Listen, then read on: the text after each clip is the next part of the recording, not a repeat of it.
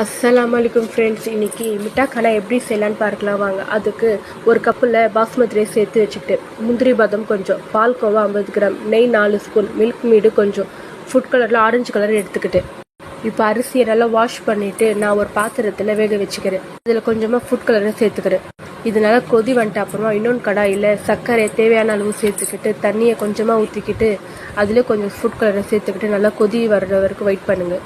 அரிசி முக்கால்வாசி வெந்தால் போதும். இப்போ நான் தண்ணி வடி கட்டிக்கிட்டு நான் இப்போ அந்த சர்க்கரை கூட இதை சேர்த்துக்கிட்டு நல்லா மிக்ஸ் பண்ணி விட்டுறேன். மில்க் மீடு அதில் போட்டுக்கிட்டு பால்கோவா போட்டு விட்டுக்கிறேன். இப்போ நல்லா மிக்ஸ் பண்ணி விட்டுருங்க. இன்னொன்று இஷ்டம்ல நான் நெய்யை ஊற்றிக்கிட்டு பட்டை லவங்கு போட்டுக்கிட்டு முந்திரி பாதாம் எடுத்து வச்சுருந்தது பொன்னிறம் அவருக்கு வறுத்துக்கிறேன். இப்போ இந்த முந்திரி பாதாமை இந்த ரைஸ் கூட சேர்த்துக்கிட்டு நல்லா மிக்ஸ் பண்ணி விட்டுடுங்க. சூப்பரான மிட்டாக்கானா இப்போ ரெடி ஆயிடுச்சு. உங்களுக்கு இந்த வீடியோ பிடிச்சிருந்தா லைக் பண்ணுங்கள், ஷேர் பண்ணுங்கள், கமெண்ட் பண்ணுங்கள், மறக்காமல் பெல் பட்டனை கிளிக் பண்ணுங்கள். Thank you friends.